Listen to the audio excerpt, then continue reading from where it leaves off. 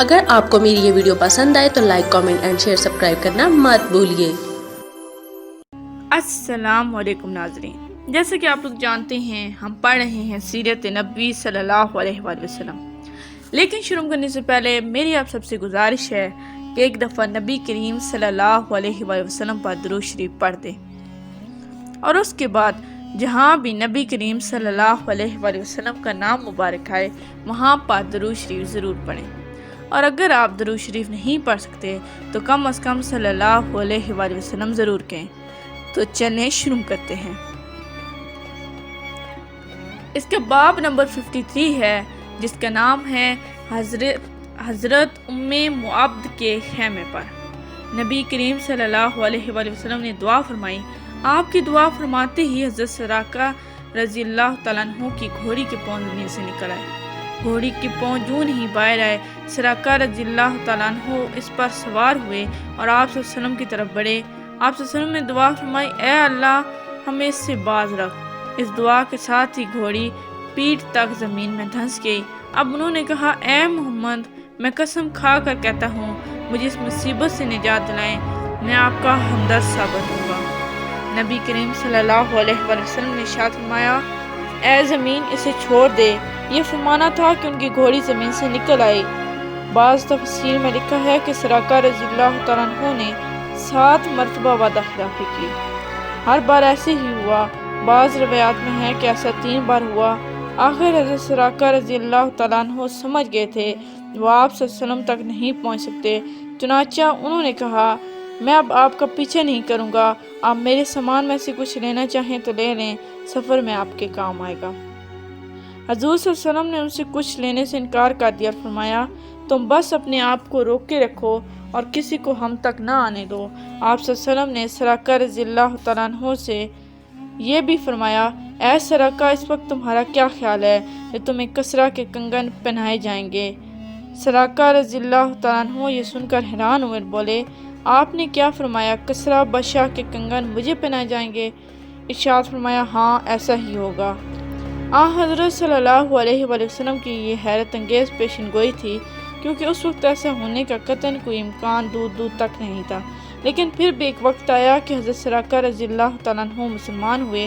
حضرت عمر رضی اللہ تعالیٰ عنہ کے دور میں جب مسلمانوں کی فتوحات پر فتوحات ہوئیں اور ایران کے بادشاہ کسریٰ کو شکست فاش ہوئی تو اس مال غنیمت میں کسریٰ کے کنگن بھی تھے۔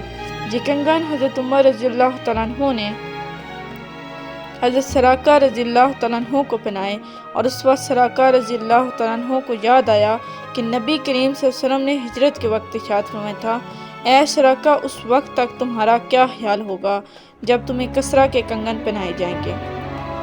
اپنے ایمان لانے کی تفصیل سراقہ رضی اللہ تعالیٰ عنہ یوں بیان کرتے ہیں، جب رسول کریم صلی اللہ علیہ وآلہ وسلم حنین اور طیف کے مارکوں سے فارغ ہو چکے تو میں ان سے ملنے کے لیے روانہ ہوا۔ ان سے میری ملاقات جہرانہ کے مقام پر ہوئی۔ میں انصاری سواروں کے درمیان سے لشکر کے اس حصے کی طرف روانہ ہوا جہاں آپ صلی اللہ علیہ وآلہ وسلم اپنی اونٹنی پر تشریف فرماتے۔ میں نے نزدیک پہنچ کر عرض کیا، اے اللہ کے رسول، میں سراقہ ہوں۔ ارشاد فرمایا، قریب آ جاؤ۔ میں نزدیک چلا آیا اور پھر ایمان لے آیا۔ حضرت عمر صدیق رضی اللہ تعالیٰ عنہ نے کسریٰ کے کنگن مجھے پہناتے ہوئے فرمایا، تمام تعریفیں اس ذات باری تعالیٰ کے لیے ہیں جس نے یہ چیزیں شاعران کسریٰ بن ہرمز سے چھین لیں، جو یہ کہا کرتا تھا، میں انسانوں کا پروردگار ہوں۔ یہ سراقہ نبی کریم صلی اللہ علیہ وسلم سے معافی ملنے کے بعد واپس پلٹے اور راستے میں جو بھی آپ صلی اللہ علیہ وسلم کی تلاش میں آتا ہوا انہیں ملا، یہ اسے یہ کہہ کر لوٹا دیتے، میں اسی طرف سے ہو کر آ رہا ہوں، ادھر مجھے کوئی نہیں ملا، اور لوگ جانتے ہی ہیں مجھے راستوں کی کتنی پہچان ہے۔ غرض اس روز یہ قافلہ تمام رات چلتا رہا، یہاں تک کہ چلتے چلتے اگلے دن دوپہر کا وقت ہو گیا۔ اب دور دور تک کوئی آتا جاتا نظر نہیں آ رہا تھا۔ ایسے میں سامنے ایک چٹان ابھری ہوئی نظر آئی، اس کا سایہ کافی دور تک پھیلا ہوا تھا۔ حضور صلی اللہ علیہ وآلہ وسلم نے اس جگہ پر پڑاؤ ڈالنے کا ارادہ فرمایا۔